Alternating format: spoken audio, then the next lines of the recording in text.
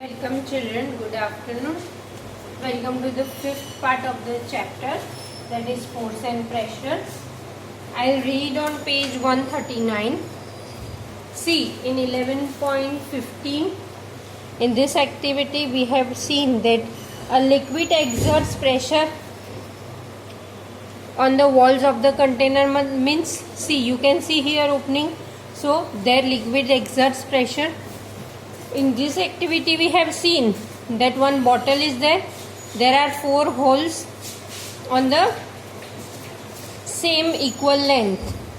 Okay, 1 minute.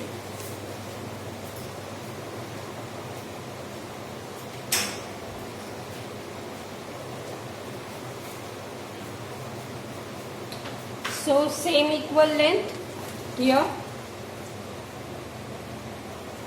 Now can you see, now say that liquid exerts pressure on the walls of the container. With this activity we come to know that liquid exerts pressure on walls of the container. Now I'll read down. I'll read this green box first, then I'll read this. I have seen fountains of water coming out of the leaking joints or holes in pipes supplying water. Now, is it now due to the pressure exerted by water on the walls of the container? Yes. Now, when you inflate a balloon, why do inflate मतलब जब आप balloon में air भरते हो उसको inflate बोलते हैं. Okay. When you inflate the balloon, why do you have to close its mouth? क्यों close करना पड़ता है? What happens when you open the mouth of an inflated balloon? Suppose you have a balloon which has holes. Balloons में holes होते हैं. Would you be able to inflate it? Why?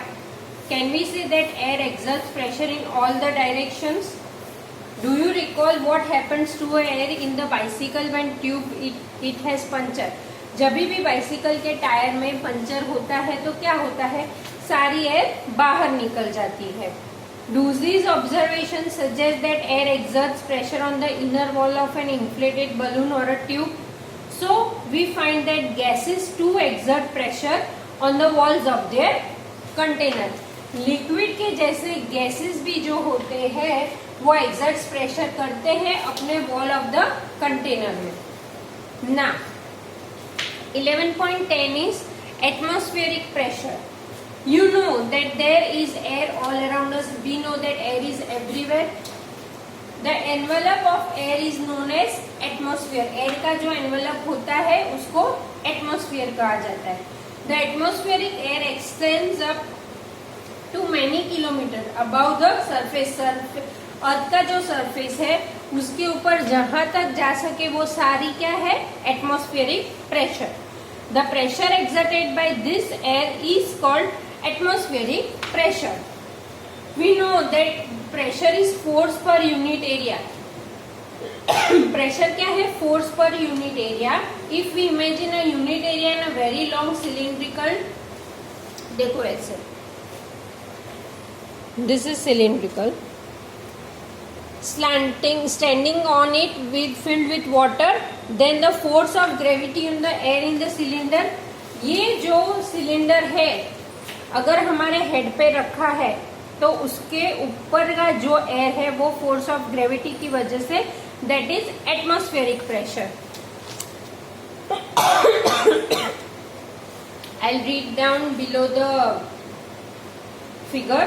Atmospheric pressure is the force of gravity on air in a column of unit area. Now, but how large or small is the atmospheric pressure? कितना large और कितना small है? Let us get an idea about its magnitude. Magnitude उसका मतलब उसकी strength. Now see, ये activity 11.11 है. Okay. A rubber sucker pressed on a surface. At 11.11 में ये जो rubber sucker है वो surface पे प्रेस किया हुआ है. ओके जब आप उसको खींचेंगे तो आपको थोड़ा हार्ड पुश करके उसको खींचना पड़ता है. Why so? See, when you press the sucker most of the air between its cup and the surface escapes out. सारी जो एयर है वो निकल जाती है। The sucker sticks to the surface because the pressure of atmosphere acts and on it, जो pressure होता है वो उस पे जाता है। To pull the sucker off the surface the applied force should be large enough to overcome the atmospheric pressure. These activity might give you an idea about the magnitude of atmospheric pressure. ये activity से strength पता चलेगा। In fact, it would not be possible for any human being to pull the sucker off surface if there were no air. अगर बीच में कोई air नहीं है तो कोई भी उसको नहीं निकाल सकता। If there were no air at all between the sucker and the surface, does it give you an idea how large the atmospheric pressure is? If the area of my head, एक minute,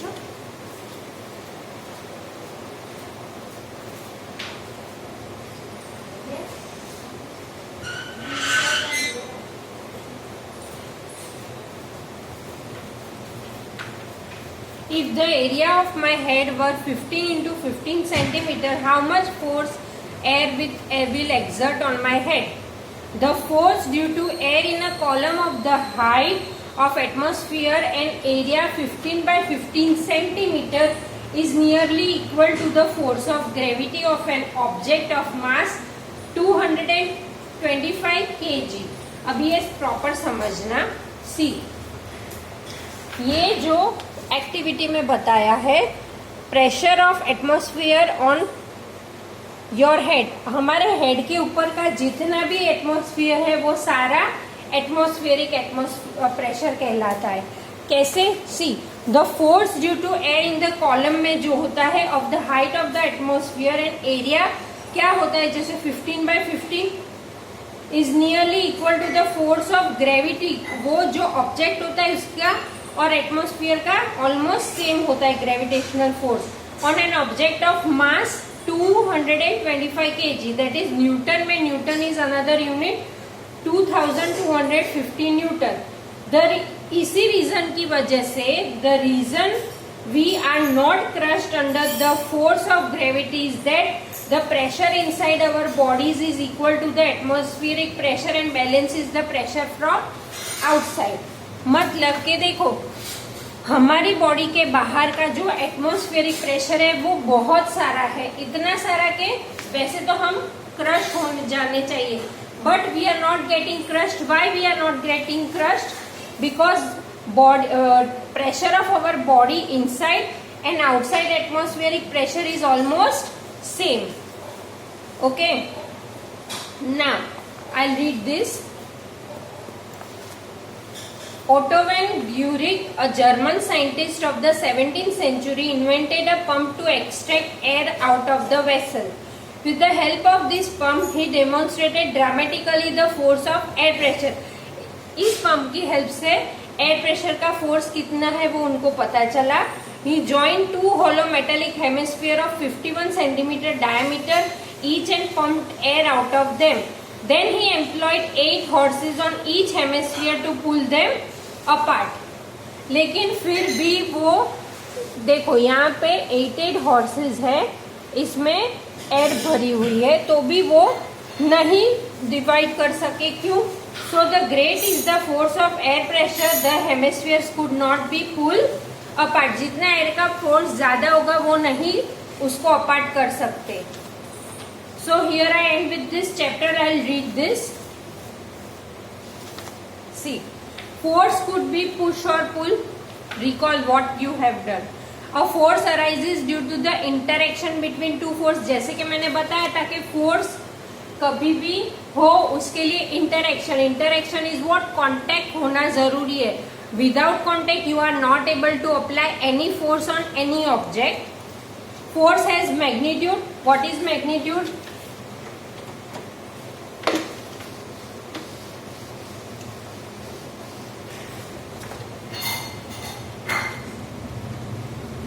Magnitude is strength.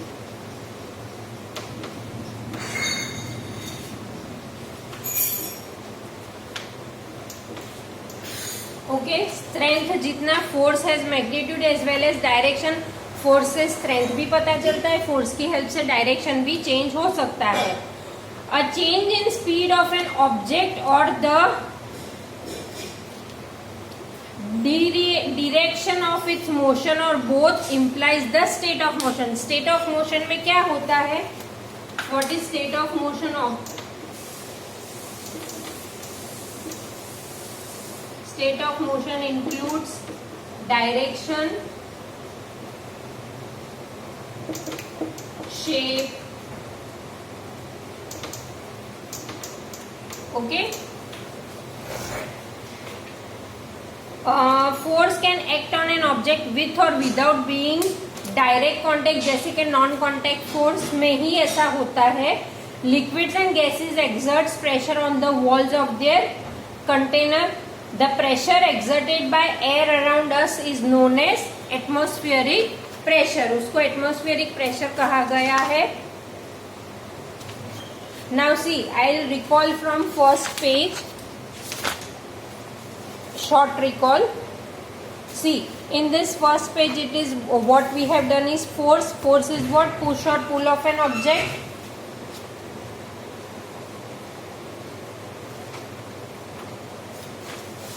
Then forces, then page 129, इसमें क्या बताया? Forces are due to an interaction. Interaction नहीं होगा तो we can't apply force on any body. Then इस page में क्या बताया है कि सेम डायरेक्शन में अगर इक्वल फोर्स अप्लाई किया तो we are able to move. Opposite direction में अगर फोर्स इक्वल है तो net force will be 0। Then what is magnitude? Magnitude is the strength of an object. फिर इस पेज में a force can change the state of motion. जैसे मैंने आपको बताया, फोर्स देखो डायरेक्शन भी चेंज कर सकता है, शेप भी चेंज कर सकता है। दोनों किस में इंक्लूड होता है? Turn page back.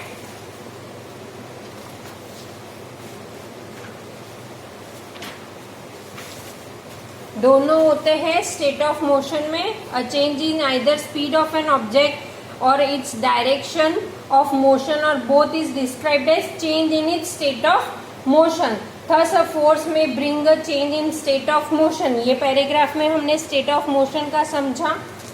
फिर यहाँ पे page 133, force can change the shape of an object. ये सारे एग्जाम्पल्स है जो हमने समझे कि फोर्स के हेल्प से हम लोग शेप चेंज कर सकते हैं।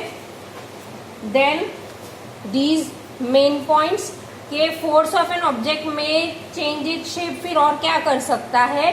मे make an object move from rest, may change the speed of an object if it is moving, may change the direction of the motion of an object, may bring about a change in the shape of an object, may cause some और more effects.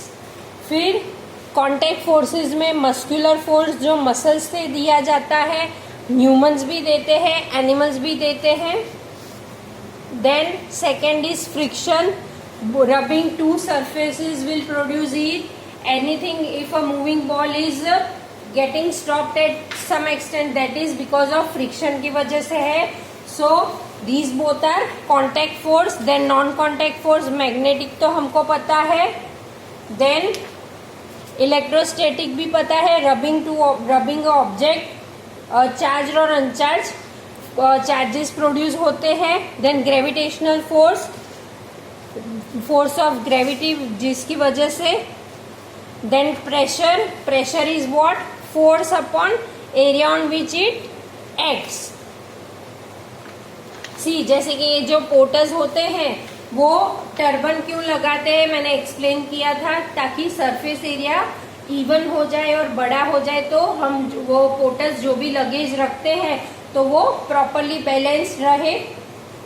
फिर आपकी school bags होती है, उसके broad belt क्यों होते हैं? ताकि जो उसका सरफेस एरिया जितना इंक्रीज रहेगा तो बुक्स का जो भी वजन है, वेट है, वो आप लोग बेयर कर सको.